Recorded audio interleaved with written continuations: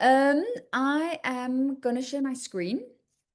This section isn't too long, but I'm going to try and explain the structure to you as much as we can. I'm going to try and use some examples to make it as clear as possible. Also, it did take me quite a while to figure this out. Okay, action and reaction scenes and stuff. So if you are at the end of this class staring at the screen going, I have no idea what this woman just said, that's also completely normal. Okay. It is just something that you're going to figure out one day and you're going to see it in a book going, oh, look, that's what they did here. And it all makes sense all of a sudden. But don't put yourself under any pressure to, walk away and master all of these things all at once. But I'm also hoping to explain it to you in such a way that it feels doable. Okay. So we have this lofty goal of writing this big book. Okay, let's say we're going for 80,000 words, and that's a pretty big chunk of writing. Stephen King reckons you can do that in 2 to 3 months. I high five him whenever he says that. Not that I've ever met him, but theoretically. He does nothing but write and he's a very experienced writer, so that's great for him. I have a day job, I have kids, I have a lot of responsibilities and commitments, so that's not going to work for me. We slow down the process entirely and we write a novel over a year. You can choose however long that's going to be for you. Okay. But how it works is so you can take the theory of making a short story a week or just going into these scenes a week. Okay. A scene and a short story very much have a similar structure if you go and play in that space, if you're open-minded enough about it. Okay. So I've said this before, it comes from a Ray Bradbury quote where Ray Bradbury said, write one short story a month. It's one short story a week. It's impossible to write 52 bad short stories in a row.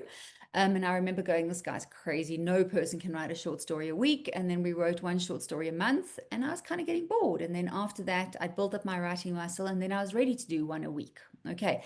And that's where we started doing 52 scenes. So just to give you an idea of where this whole process comes from, there's a quote that we say, how do you eat an elephant? One bite at a time. These are our bites. Okay. That is how you get from this giant thing to these small things as we break it into scenes. There are two kinds of scenes that I like to talk about, action and reaction. When you look at some other writing instructions, there are many kinds of scenes and many kinds of definitions, and those are great. Okay, really, really awesome stuff. To me, it becomes overwhelming. Is this a transition scene? Is this kind of scene? And it feels like it's too much for me. So there are structures like Save the Cat and Hero's Journey.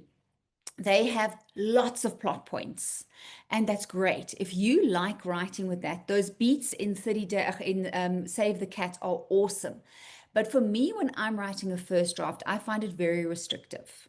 So I prefer having fewer restrictions in my structure, and I prefer just using two types of scenes. Okay, you can, if you enjoy Save the Cat, I have writers who use Save the Cat for their structures. I have writers who use the Hero's Journey. Hero's Journey is brilliant. It's one of the most successful storytelling structures of our time. Okay, Star Wars, Harry Potter, even Twilight can be wangled into that. It's Hunger Games, it's everything. So it's a very, very successful story structure. Please, if it resonates with you, go and use it. You can still use these 5 plot points. There are just fewer things that we need to anchor our story on. Okay, so I like using only action and reaction scenes. All right. Why do we need two kinds of scenes?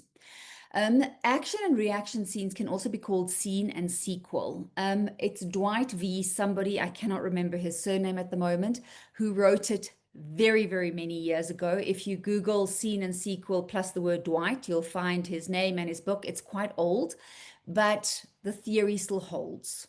Okay.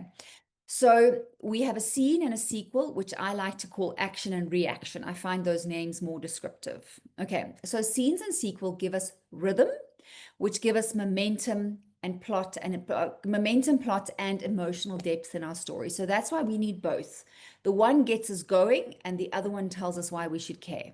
It's as simple as that. All right. So a scene, as in an action scene, moves the plot forward. It gives us the tension. Call it an action scene because that is where the action happens. Okay. Then we have a sequel or a reaction scene. I like using the word reaction because this is where your character reacts to the emotional scene or to the action scene, but the word action is still in the name because it reminds you that you still need action in the scene. Sometimes people think a reaction scene, your character has to sit on the couch and think about their emotions. Okay, you're going to stall your story. A reaction scene still has action, but the character has time for emotional reflection. Okay, so in the sequel, your character does the emotional processing and they tell us why we should care. And it offers where the scenes often offer tension, the reactions offer relief. Okay, so we have this tension relief, tension relief. If you think of it in terms of songs, you have verse, verse, chorus, verse, verse, chorus. The verse is an action, the verse is an action, the chorus is the reaction. Okay, it gives us that moment in the song, okay, where it builds up, and then there's that moment of release. Okay, that's what we want with that.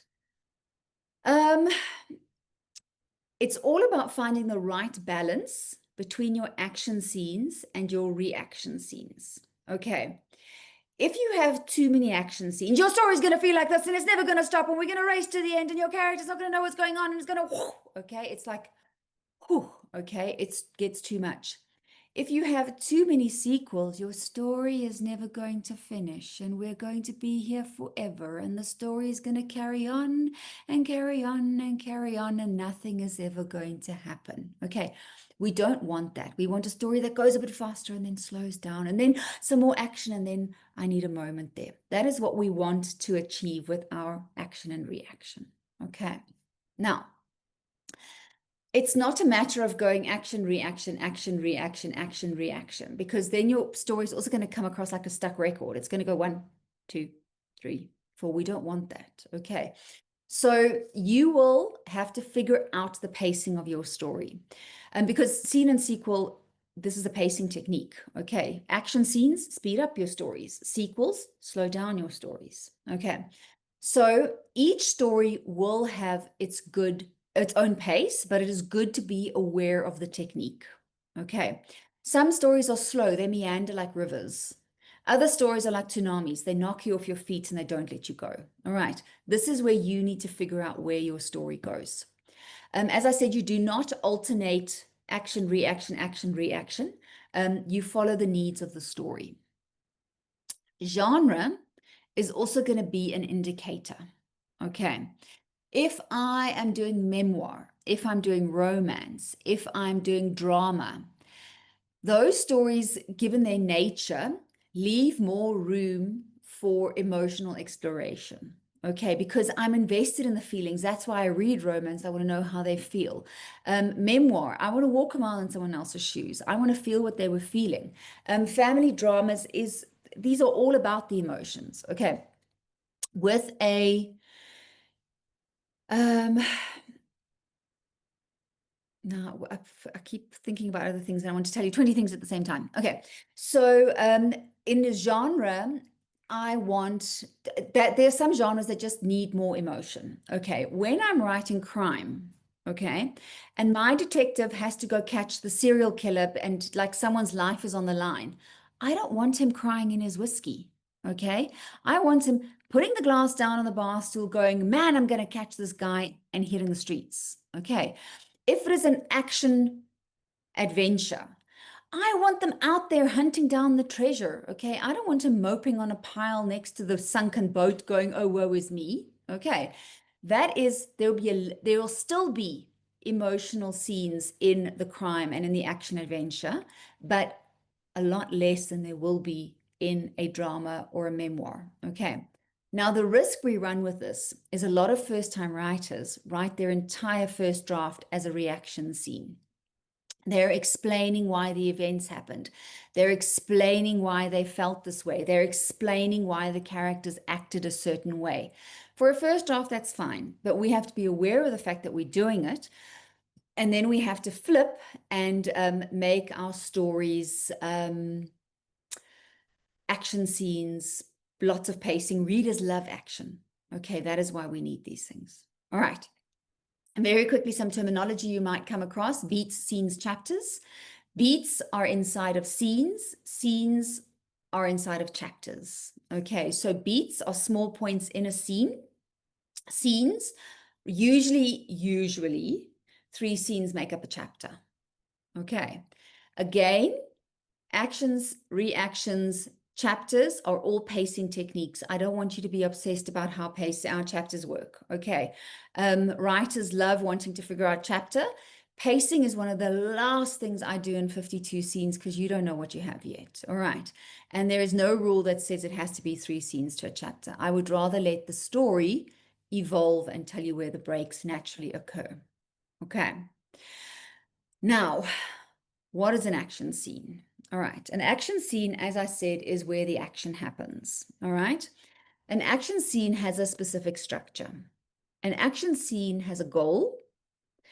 The goal is related to the story goal. Okay, so if your character, it's a kidnapping story, and your character's goal is to rescue the loved one. Okay, every single scene in the story needs to be related to rescuing the loved one. Okay, that means robbing the bank to get the money to pay the ransom. That means counting the money to make sure it's enough. That is putting the money in the duffel bags and figuring out how they're going to transport all this money. Those are all scene goals related to the main story goal. Okay, so I don't want a scene goal just for the sake of having a scene goal. The scene goal must be related to the story goal. The joke I always make is Frodo did not climb up Mount Doom with the cappuccino in his hand, right? It was not easy for the little guy to destroy the ring.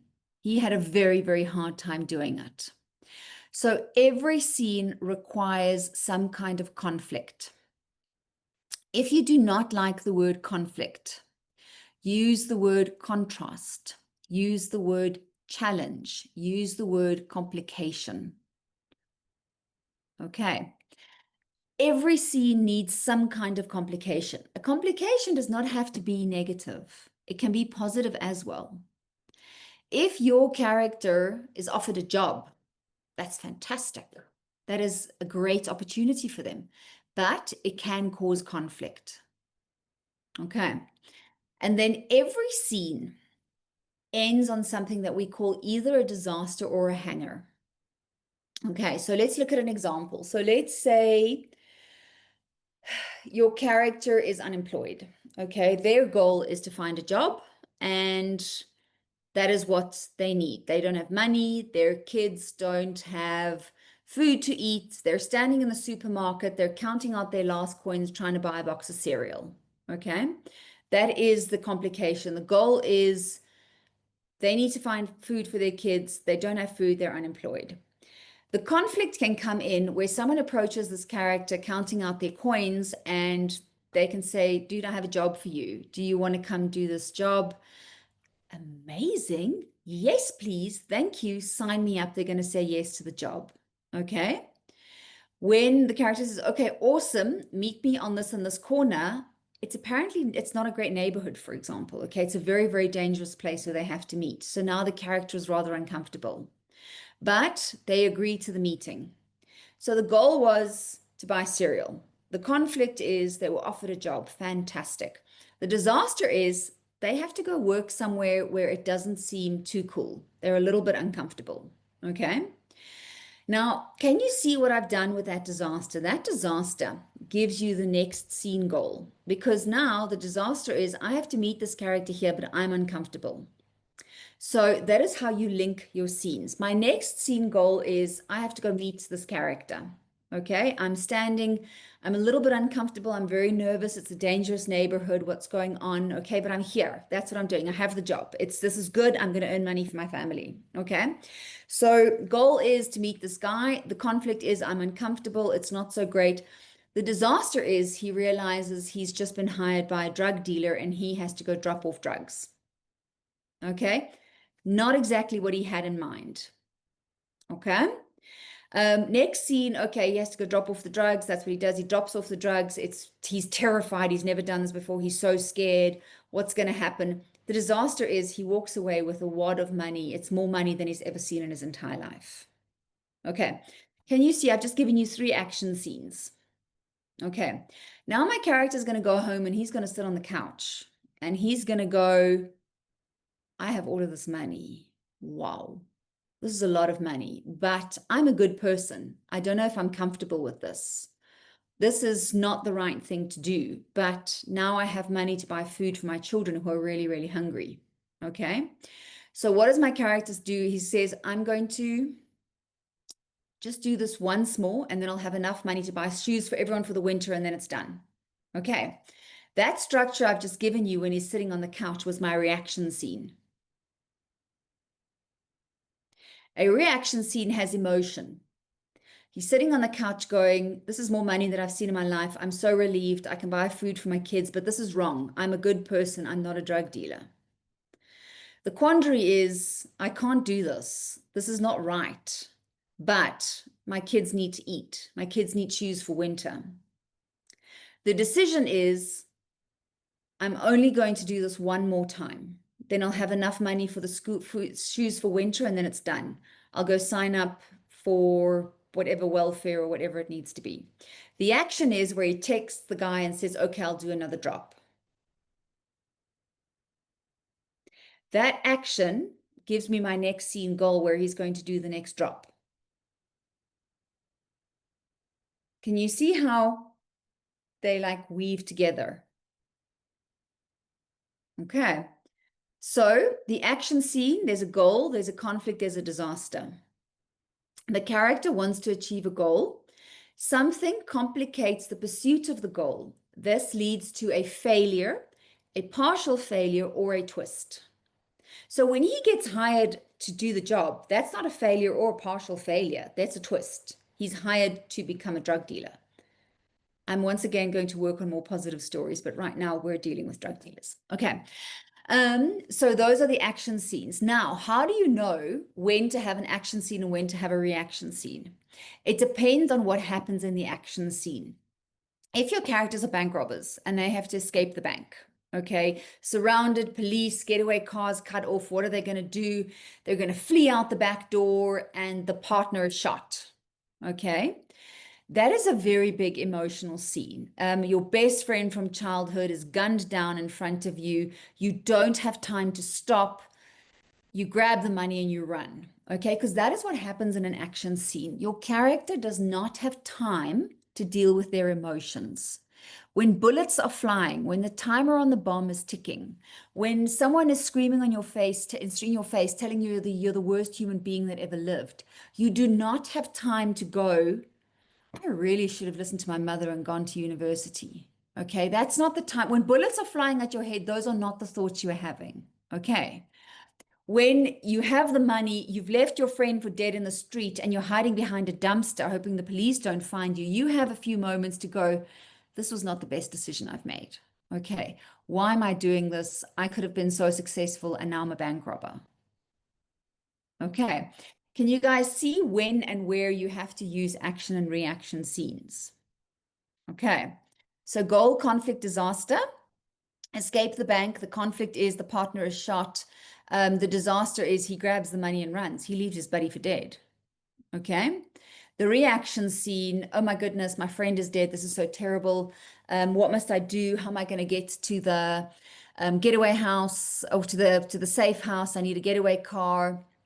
What am I going to do? The disaster is, or the decision is, I'm going to run across town and hope no one finds me. And the action is where he starts running. Okay. Didn't say it's going to be a brilliant scene, but it's currently a scene. So a reaction scene has a slower pace, but it still moves, but still must move the story forward. This is also where we have more time to spend on interiority and the inner conflict of the character. Okay, so for example, if your character is robbing the bank, they could be robbing the bank. We don't like bank robbers, okay? It's not great when people rob banks. But when we learn they're robbing the bank because, you know, their little brother needs a kidney transplant, then it kind of, you don't agree with their methods, but you kind of, there's a sense of understanding around why they're doing it. Okay. These are the kinds of things that'll come out in a reaction scene. Okay. Let's quickly look at the numbers. This is if you were writing a novel with 60 scenes. We use 52 scenes just because there are 52 weeks in the year. So what I've done for 52 scenes is I've slightly increased the word count so that we still end up with a novel of about 77,000 words over the course of a year. Okay, depending on how much you write.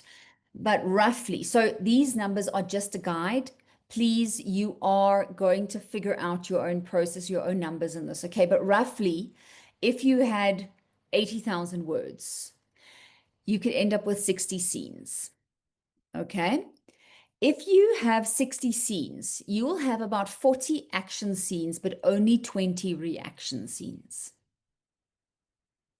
So can you see you have much fewer reaction scenes than you have action scenes? It's usually 2/3 to 1/3. So if you get to the end of your story and you have 90 scenes, a rough rule of thumb is to have 60 action scenes and 30 reaction scenes. Okay, now the other trick with scenes, now I've given you word counts here. So you'll roughly write an action scene of 1,200 to 1,500 words, and reaction scenes are shorter. They're 500 to 800. Now, if you're writing crime action, that could even be shorter. Okay, in a hardcore action novel, a emotional aftermath could be 2 or 3 lines. It doesn't have to be a whole delving into the emotions. How am I feeling? Okay. So you kind of are going to have to wing the numbers, but I like having a guide, just somewhere to go. So 40 action scenes of 1,200 to 1,500 words, 20 reaction scenes of 500 to 800 words. Now, some writers write really long scenes, and their scenes will be 3,000 words, 3,500 words, so they will automatically have a fewer number of scenes. They may end up with 45 scenes for 80,000 words, where we end up with 60 scenes. Then some writers write lots of short scenes. So they may end up with 100 scenes, but still meet the 80,000 word requirement. So go figure out for yourself what kind of scenes you're writing. The trick is, of course, variety of length. I want variety of scene length. I want variety of chapter length. I want variety of paragraph length. I want variety of sentence length. Okay, it's to avoid the staccato feeling in our books. All right, so 60 scenes, 40 action scenes, 20 reaction scenes. Would, if you did the math, give you 20 chapters of 3 scenes each. Okay, again, as I said about chapters, I don't look at chapter until the whole book's finished, because only then will I understand the pacing of my story. All right. But in the old days, when they wrote to these master plots, where these writers were, they wrote these very formulaic novels, almost the serial kind of novels. This was very much the criteria that were given for writing these books. Okay, because it came down to cost of paper, cost of book production, all of those things. So that's why the numbers were so rigid. Today, especially with self-publishing, the numbers are not as rigid, but don't ignore the numbers entirely, because it is another tool to help you write a good book.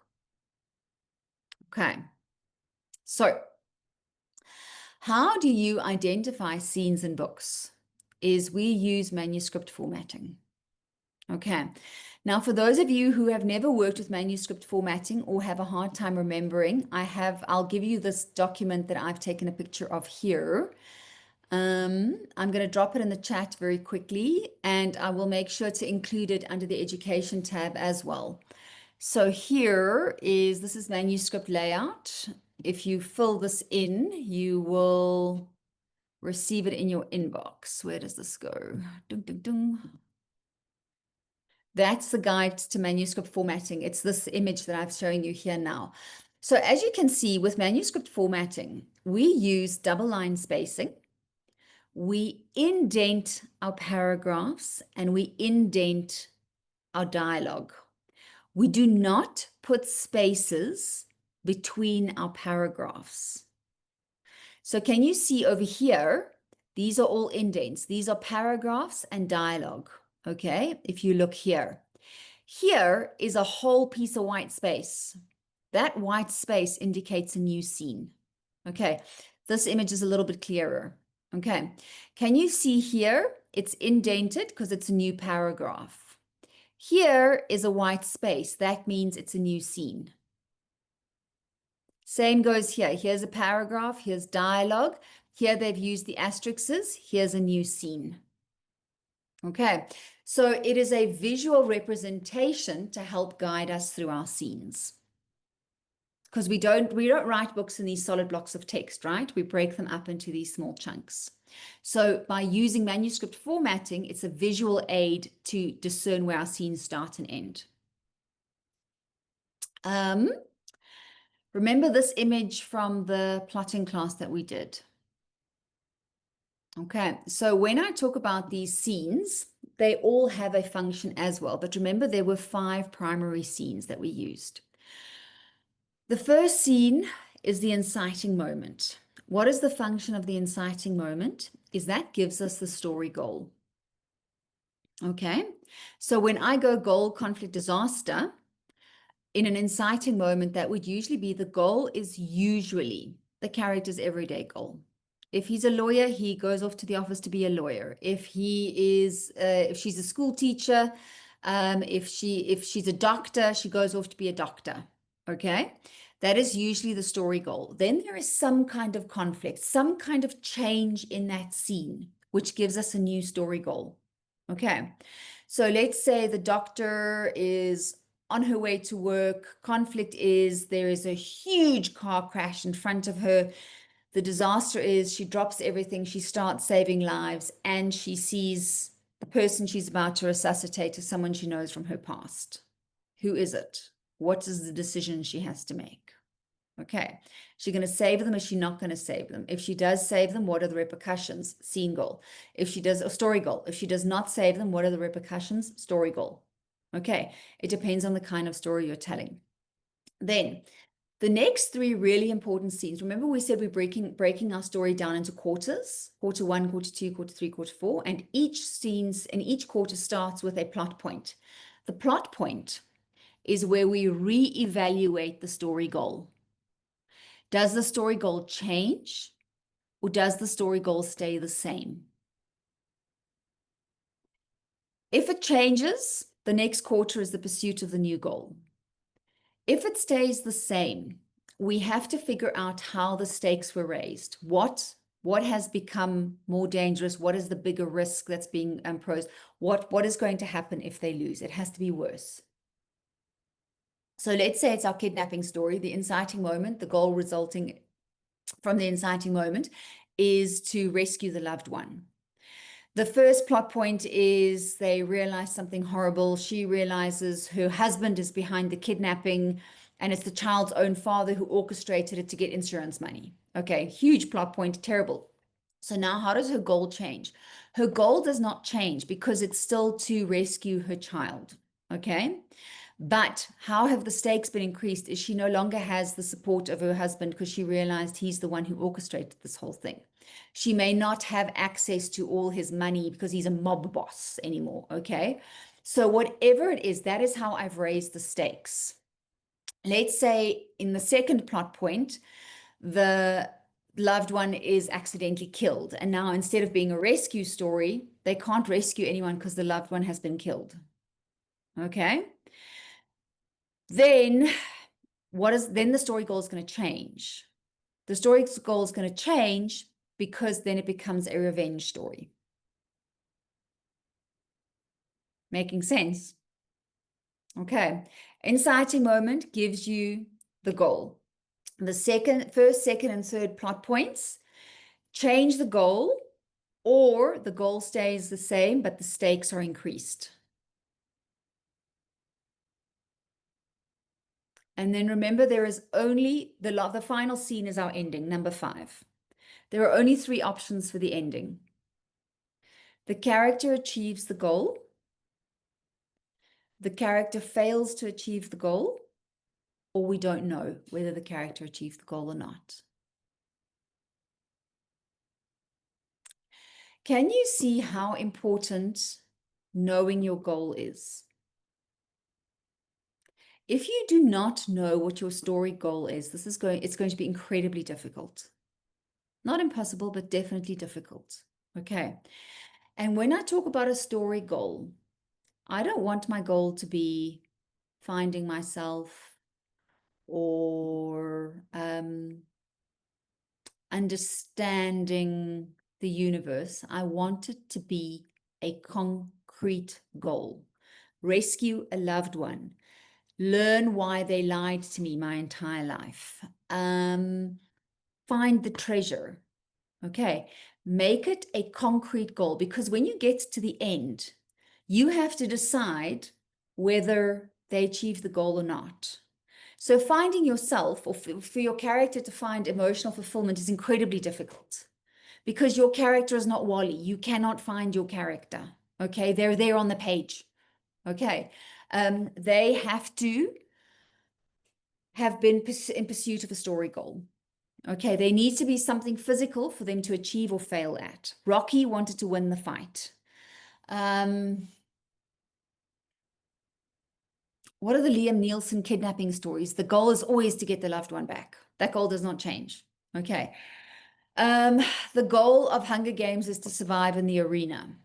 The goal of The Firm changes nicely. Tom Cruise is The Firm, the John Grisham novel. He wants to be the best lawyer he can be. He is hired by this amazing law firm. He is like, my life is made. I'm so successful. The first plot point comes around when he realizes this company is committing fraud, because when he goes, my timesheets aren't right and I do something wrong, they go, oh no, this is just how we roll and we're laundering money for the mob. Okay, first plot point, big plot point. So his goal of being a good lawyer is already at risk, because now he has to decide, do I want to be one of these lawyers and keep the money, but launder money for the mob, or do I walk away? The stakes are he can't walk away because the lawyers who walk away die. Okay. What is he going to do? While the character is still trying to figure out what he's going to do, the FBI rock up and go, hey, buddy, you're going to be our new spy. And he's kind of like, oh, so the FBI have made that decision for him. He's going to go back and now he's going to spy on the law firm who launders money for the mob and kills lawyers who don't agree with that. Can we see how we're raising the stakes? Okay. Then the second plot point, I think, is where he goes to that other location to find more evidence. He's gathering more evidence for the FBI because he has no choice. He has to work with them. Then they set him up with the supposed affair, and his marriage is at risk. There's in jeopardy. And then the third plot point is pretty much where everything is at risk. He's fleeing. He's running from the FBI. He's running from the mob. He can't go to his wife. Everything is wrong. And then ultimately at the end, he brings them down in a very clever way where I think ultimately he brings them down, but not for mob related things or something like that. Okay. Movies to go watch, which is really cool. So cool homework for you. Go watch The Firm and see if you can spot the 5 points. It's on Netflix at the moment. Well, it's on my Netflix. Another really cool movie to watch is Will Smith, Enemy of the State. I'm just thinking of movies where these are very clear. Shrek. Watch Shrek. Identify the 4 plot points or the 5 plot points in Shrek. Okay. It's a beautifully simple, lovely movie. Just go watch that. All right. What else can we do? Okay. This is, I don't know how big this is for you guys. Can you actually see what's happening here? Okay. This is a table that we use in 52 scenes. Draw one up for yourself in however format you want to do this, okay? It's just an A4 page, and you insert a table. This has 20 blocks on it. Every block is numbered 1, 2, 3, 4, 5, 6, 7, 8, 9. And as you go through the 30 days, write down your scene ideas and use pencil. Or if you don't want to use pencil, I have erasable pens. This is called a friction pen.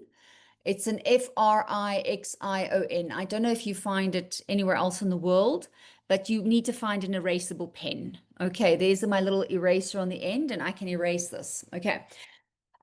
So I fill this in not in permanent ink. So either pencil or an erasable pen. And then when your scene ideas come up, so Echa, remember when I said I want your 35 scenes?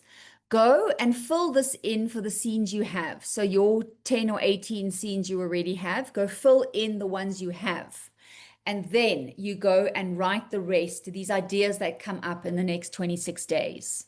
So that when you embark on your novel or you join us for 52 scenes, you've got this little safety net next to you.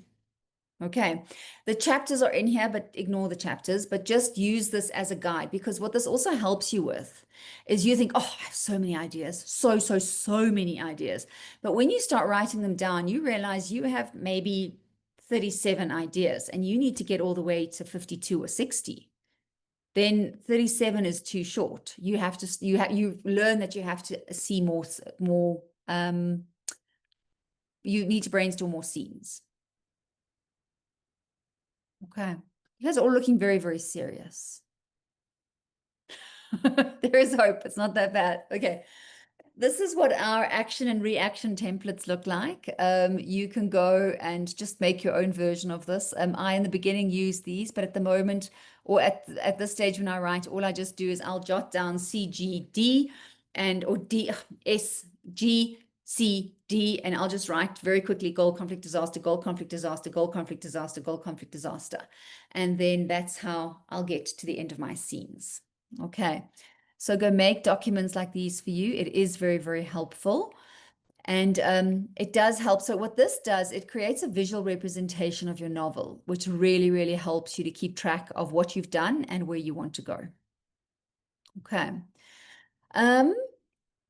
Very, very lastly. So as I said, what I got stuck with in the beginning was this whole cold conflict disaster thing. I remember it took me years to master. I was just staring at it going, this is never going to work. How can I possibly be as rigid with my story as this? And then I read about Janet Fitch's rules of scene, and it was just that this made that click. Okay, because it just gave me, my creativity thrives the more restrictions I place on it. Okay, that's why I like the word counts. That's why I like the deadlines. Okay, so this just helped me a little bit more. These are Janet Fitch's rules of scene. She says, a scene starts and ends in the same place physically. Okay, that to me helped me so much. So if you start in the car, end in the car. If you start in the shower, end in the shower. If you start in the elevator, end in the elevator. Then a scene starts and ends in a different place emotionally. So whatever happens inside that elevator, if your character is madly in love when they step into the elevator, they need to be disgusted or devastated when they step off that elevator. If they are anxious when they get in the car, they need to be hysterical or terrified when they get out of that car. If they are terrified or scared in the beginning of the scene, they need to be terrified at the end of the scene. If they are anxious in the beginning of the scene, they need to be relieved at the end of the scene. Okay, can you see how we are making changes in the scene? Then, whatever happens in the scene is a point of no return. Your character cannot unsee, undo, unhear, or unsay what happened in the scene. They can apologize for being rude, but they can't not be rude. It's already done. They can lie about witnessing the murder, but they can't unwitness the murder. They can ignore the secret they heard, but they can't unhear the secret. He is not your biological father. They can ignore that. They can decide not to acknowledge it. But in the back of their head or in the back of their mind, that thing's going to keep going. He's not your father. Who's your father? He's not your father. Who's your father? Okay, so you cannot unsee, undo, unhear, or unsay what happens in the scene. It has to be big enough for a reaction like that. Okay, I'm going to stop there. Now you get to ask questions and throw scene ideas at me and tell me who has none of this, who has hope, who has some of this, who is. I have a quick question for you about Sure. yeah, about staying in the same place, because a lot of times, like, my character will be packing up his truck and then going somewhere. Mhm. And then so I start out at his house and then I end up at his work site. What would your advice be about that? That there, I would say if it starts in the car, stay in the car. Okay. Okay. Yeah, the reason being what happens. So let's say your goal is to get to the work. All right. Then your character is going to pack their lunchbox, say goodbye to their wife, kind of, oh, don't forget to bring bread, please. All of this is happening in your scene. And then your character travels to work. And if the traveling to work is so important, that is the part you need to focus on. Because what's going to happen when they travel to work? Okay. The saying hi to the wife and I love you and goodbye. Why is that important? Do I need that in the scene? Mm-hmm. Okay. So what we like to say with scenes is arrive late and leave early. Okay, so we like to start with this, like we want to set it up and we want to build it. So if the saying goodbye to the wife, packing lunch, packing breakfast, or having breakfast is important enough, make it a scene on its own. Give it That's its good own advice. conflict, yeah, make it its own goal conflict disaster. Then put him in the car. Why do I need him in the car? Does he pick up his buddy? Does his buddy tell him something? Listen, you know that thing I was telling you about, dude, we are in trouble. Okay. Now I've just met his wife and I realized what the stakes are. They're expecting their first baby. It's going to be so amazing. She's so excited. She's so nervous. Um, let's say it's a high risk pregnancy. I've learned all about this guy's emotional stakes, and he's actually worried about the money. Okay, are we going to afford it? Can we do this? I'm so worried. We need these extra tests for the baby. Okay, so now I've set up a scene. They need money, and they have high medical bills. Now he gets into the car for traveling to work. Then I learn that he is doing something illegal with his buddy to make money, to have enough money for this baby, or to do these medical tests. Okay. And then whatever is going to go wrong there is going to jeopardize her because now the wife's going to be alone. She's going to have no money and she's going to have a baby with high medical costs and high medical risks. Can you see what I'm doing there? Yes, that was excellent. Thank you. Very All right. helpful. Cool. Okay. I'm going to start at the top. Abigail, your question? Hello, hopefully I've got no echo. My question is, there's often a difference of opinion on prologues and epilogues. Now, I'm writing a small town romance series, a small town, so I hate the word romance. I'm writing a small town series, and my main character is a British girl who finds herself in the States, and I want her story to start. Want chapter 1 to be her in the States. So her prologue. So I've written a prologue that's her inciting incident. So, what's your view on do I not write a prologue? Because I don't want that backstory. I want her story to start in the States, but she needs her inciting incident. So that kind of needs to come before it, rather than as backstory. Incident? Sorry, I didn't hear you. What is the inciting incident? The inciting incident is that her narcissistic boyfriend invites her for a threesome, and she decides that she doesn't want to. Okay. It sets her bound. She puts in place a boundary that what it does is she's had a life, her particular life, and she finds that she's got a boundary that she didn't know she had any, and she finds that she has. And cool. That's her inciting incident. It's her step to finding out who she is.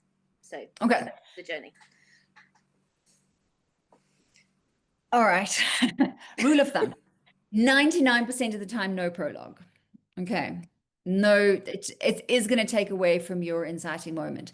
So to me, so I would also argue, I don't know if that is her inciting moment. That may be her motivation. And that may be the backstory of how she ended up in the States, because her inciting moment would rather be where she arrives in the States. Okay. Now you can build this. I don't know what you've done with your story. So this is just kind of winging it off the top. Okay. If you want to have a start there, you can do whatever you want. Remember, it's always your book. That is the most important part. So I would say her being in the States is the inciting moment, because my question is immediately going to be, what is she doing there? How did she end up there? Is it a new job? Is it a new thing? What's that going to be? And then why she ends up there, I think builds beautiful tension. And you're going to be able to reveal that at some point where she's confronted with her boundaries again. So a way to play it is to say that she gets pushed to do something she doesn't want to do. She gets pushed to do something she doesn't want to do. She gets pushed to do something she doesn't want to do, until she pushes back and says, I refuse to do this. And then what gives her the strength to refuse that is the fact that she has built these boundaries previously. And then we can learn all about that. That's one way of telling it. But most of the time, so however, okay, don't not like romance. Romance is one of the biggest selling categories in the world. It's fantastic. Embrace it, enjoy it, love it. Don't like the word. You don't have to like the word, but it's a fantastic genre. Okay. I only read stories if they have romance, and if they don't have romance, then I have no interest in them. So I will literally read any genre as long as there's a romantic subplot somewhere. Okay. And if they kill the love interest, I tap out, then I'm done. So romance is more indulgent of prologues and epilogues. Okay. Because I was thinking that if I'm writing an epilogue, the epilogue runs almost as the prologue to the next story, especially because they're a series. Yeah. They feed in. So that is where romance comes in. However, prologues usually steal the thunder from your inciting moment, because also just like so it depends on how explicit your romance is, how spicy it is. Okay. And if you're doing small town romance, let's call it vanilla spice, okay, because it can get very, very spicy. If you go onto BookTok, you will learn about things you never knew. So then, for example, for me to meet someone for the first time and be confronted with a threesome, and then you're going to do the small town, kiss on the cheek romance, close the door, that's a very, very big leap for me to be confronted with. And remember, that's the first thing that I read about your book, whether she agrees to it or not. It depends on what genre of romance you're in or how spicy the romance is. Let's go for cinnamon, or one cinnamon. A little bit of cinnamon. Okay. No, that's cool. It's totally sorted. But you'll just have to kind of package it as that. All right. Yeah. But if you're giving small town, autumn leaves, pumpkin spice, and then, Yeah, it's trying to find that balance between fade to black and explicit, and trying to market it up. I don't like women that need. I don't like it when romances are presented that women need men, and so that's there's a whole lot of other things that are going into it as well. So Abigail, this is also a question to answer once you're finished. Okay, once you finish the story, you'll know where you sit. You'll know how vanilla or how cinnamon you are, and where to package all of this stuff. So if it turns out way more vanilla, I'd be cautious. If it turns out absolutely. I don't know, full on star anise, whatever, I don't know where we got all the spices from. If you're like going for all the chilies, then you can stop. Okay. Yeah. Thank you. I really appreciate that. Thank you. It's a pleasure. Okay. John, your question? Well, yes, but first I'd like to say that as one who has read some of Abigail's entries and submissions and read other people's comments, there's a lot of cold showers taken after they read her submissions. More cinnamon than, or maybe a bit of paprika at this point. Yeah, just a basic question. I know these are guidelines, but on the fact if there's 3 scenes in a chapter, can the second scene keep the same location? Yeah, it is. So when I say, so some scenes are going to be longer. I mean, if your characters are trapped in a bank for a bank robbery for the first quarter of the book, they're not going to be in the bank and out of the bank. Then we're going to be in the bank. We're going to be in the bank. We're going to be in the bank. Okay. But then taking your story, then, for example, you'll have different locations in the bank again. They'll be in the vault. They'll be behind the counter. They'll be in the office. They'll be in the corridor behind there. So you'll break it up again. But yes, if the events in the scene take place over a few things, you'll do it. But what I want you to caution against is a character that starts in the grocery store and then wanders into the parking lot, and from the parking lot he hops onto the bus, and from the bus we do this. So you'll all these words describing all the settings, but none of the action. Okay. Good. So yeah, you'll have if the series of events takes place in one place, then that's fine. Okay, just make sure that you keep your goal, conflict, disaster, goal, conflict, disaster. Okay, don't have goal, conflict, and a little disaster at the end. Okay, because it's going to lag at some point. All right. Cool. Then, Anne, your question. Yeah, I'm having trouble with the antagonist. My protagonist, set in the 15th century, he's left for dead on the battlefield. He's rescued by a couple, but they move him further away from home because they don't know who he is. So he, after several weeks, recovers and he's further away from home. And his goal was to get the battle done and go home. And the antagonist seems to change every time he shifts. So he's confronted by appalling weather. He's attacked several times. He has a crisis of confidence when he kills a father and his son who tried to rob him, and is having a real moment of saying, I've just got to get back home. And he hears a baby crying. So he's got the choice of leaving the baby to die or get it to the place where he left, because he knows he can get it there within a day. So the antagonist, as far as I can see, just keeps changing all the time. The circumstances and the environment. That's setting. Okay, so remember, we have multiple sources of conflict. Okay, your primary source of conflict will be your antagonist. Okay, that is usually a physical character. Okay, then your second source of conflict is conflict from the setting. And that is everything you've described: the weather, the finding the baby along the road. Why is there a baby? Is there some kind of famine in the country and people are just abandoning their children because they can't care for them? Is there when he is being robbed? Why is he being robbed? Why don't these people have enough of their own? Again, is there a famine? I've just introduced a famine into your story, and congratulations, you've won that one. So just go, that is all setting. Okay, now the question is, what is the driving force in this time that you have? Because I think you've also mentioned there is a king or a feudal lord or someone like that. Who were they fighting the war against, or the battle?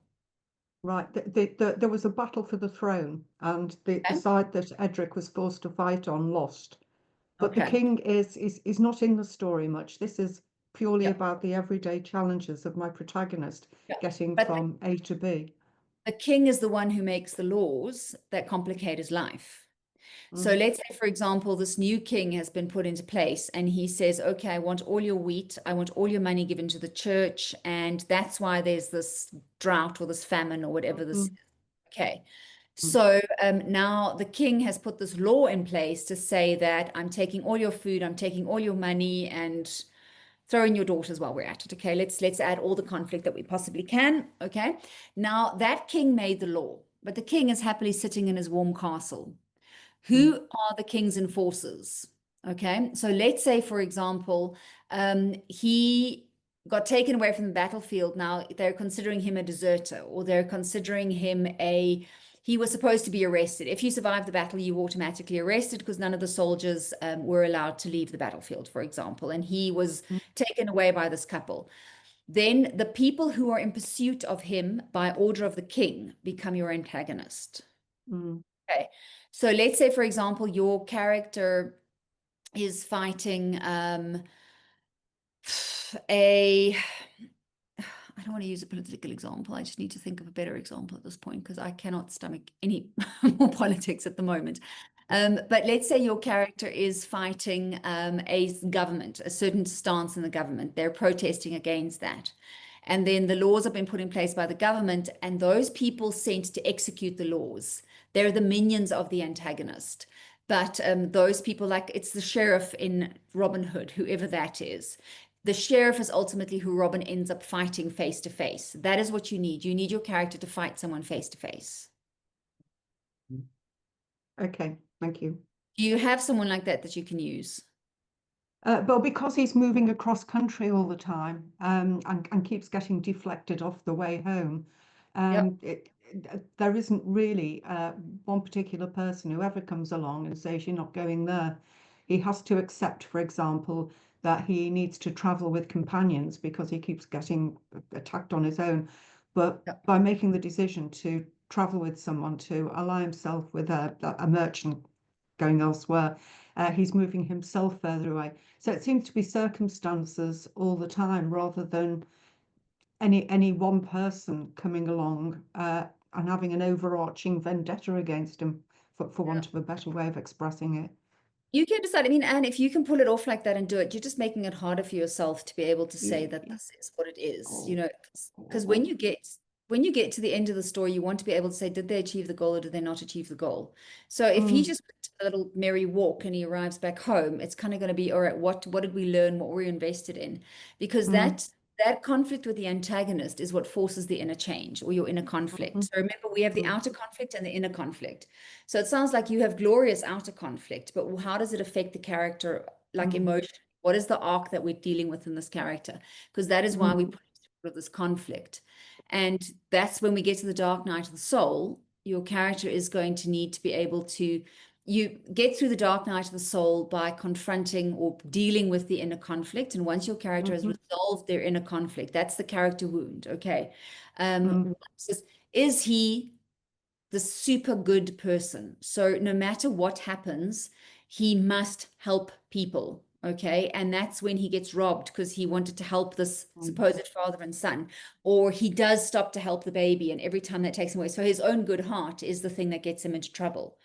He's going to get to the dark night of the soul and he's going to have to decide not to help someone so that he can actually get home. And then he's going to find a way to not help someone, still get home and still help someone, whatever that is. Okay. Because you're going to have to decide of whether he achieves the goal or does not achieve the goal. And then what is the loss or moral gain with that? Yeah.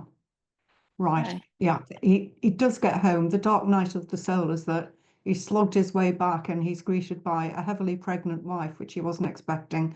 And instead of throwing herself at him and smothering him with love, she says, "Where have you been?" And there's lots of gossip in the village about her pregnancy. So his homecoming is pretty crap, really.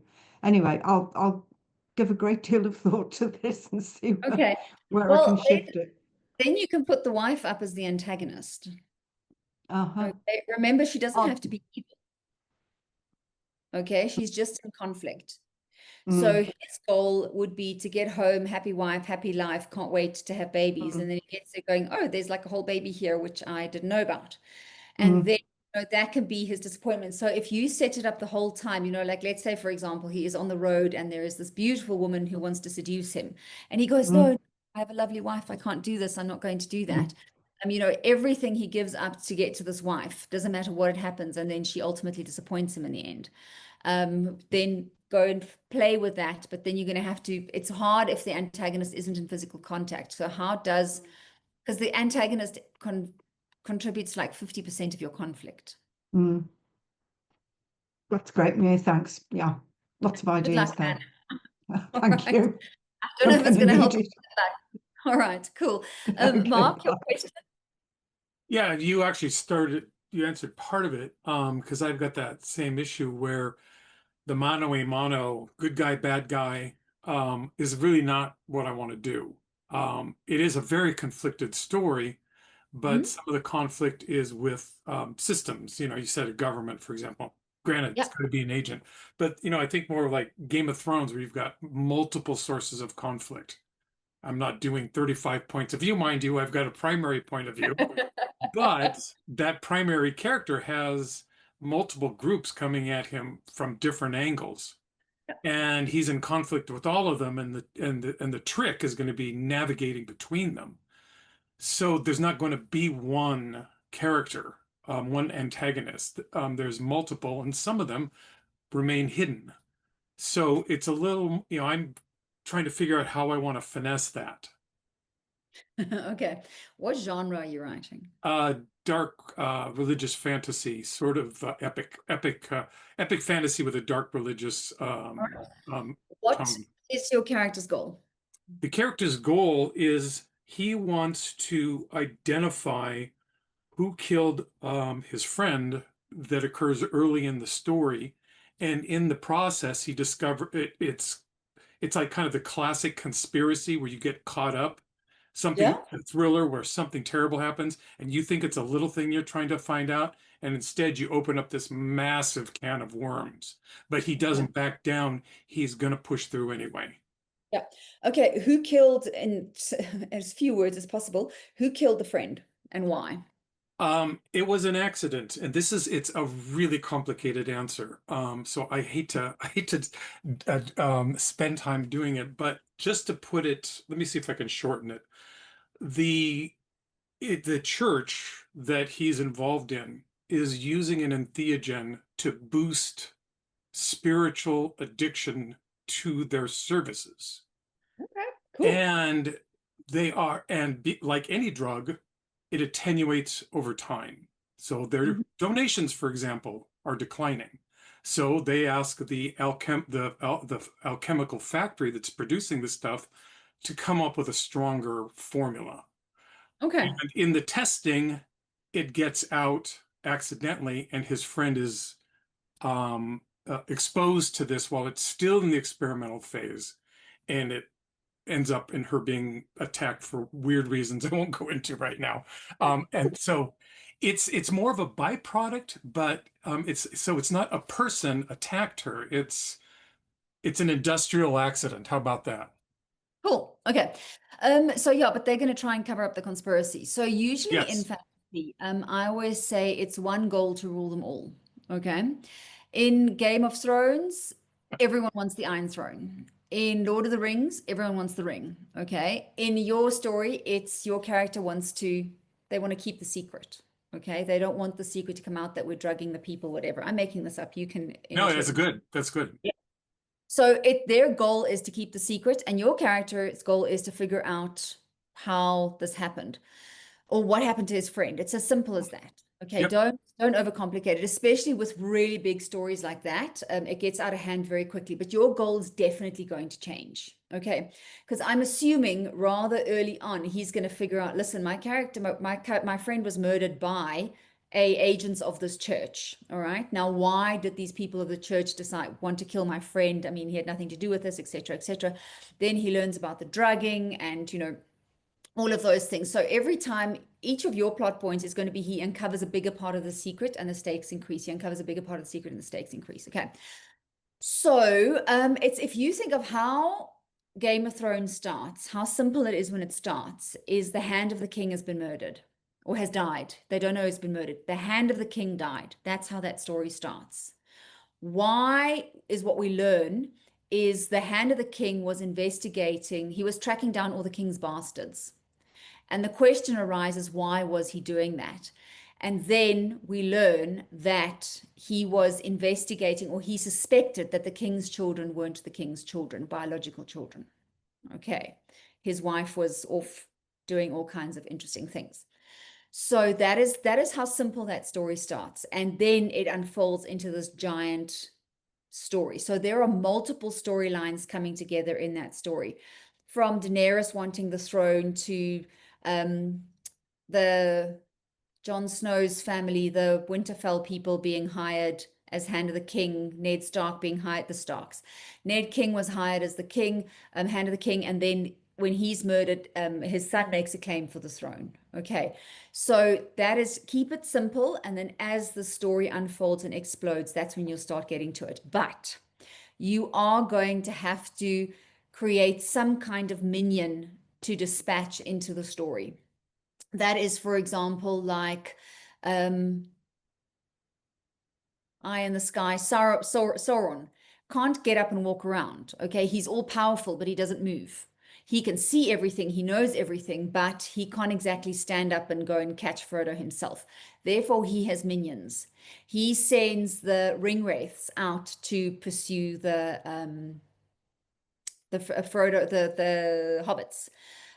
He has the orcs who go and fight on his behalf. Okay, so that is how you'll do it. You have this like lawmaker or this boss, the bad boss, and he has minions that he sends out into the story to do his bidding. Okay, Vader doesn't go and fight Luke Skywalker right from the beginning. He sends his stormtroopers.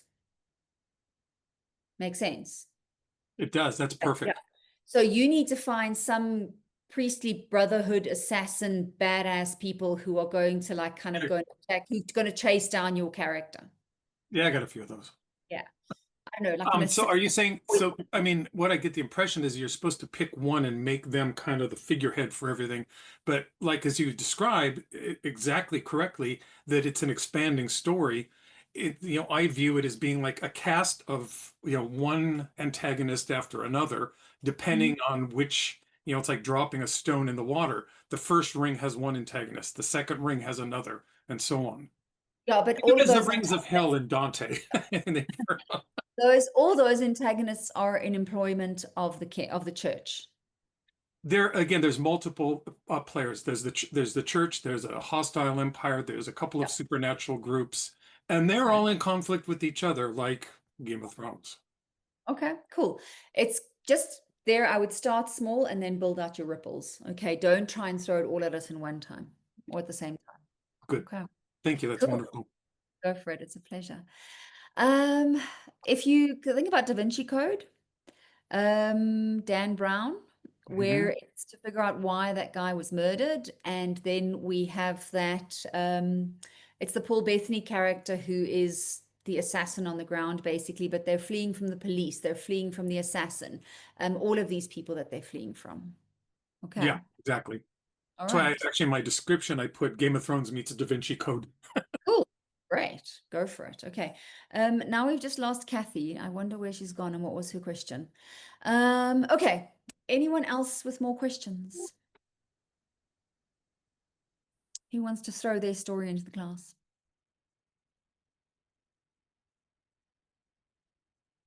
Anyone? Someone? No one? Okay. If there aren't any more questions, I'm going to set you free into the rest of your Mondays. Oh, there we go. Terry has a question. I don't have a question. I just wanted to thank you for this. it's a It's been very helpful. I'm already seeing how I can use this to get my story under control and focused. And Yeah. I'm getting really excited about it. So thank you. Such a pleasure. Just go have fun with it. Okay. It's what you have to learn to figure out how to just go, what's another idea? What's another idea? What's another idea? Okay. And then to know when to stop so that it doesn't get too big and unwieldy. Okay. Cool stuff. Well then, thank you, friends. Go off and have a absolutely lovely rest of your Monday. And just keep posting. Okay. If you have any questions that come up during the month, pop me an email. I'm not great with email, and if I don't respond within like at least a day, please just email me again. But we can also hop on another Zoom for a quick 15 minutes and just oh great, Kathy's back. We can just quickly chat again if you just want to run your story by me or your idea. Okay, that's anytime we can do that. Okay. Don't hesitate to ask.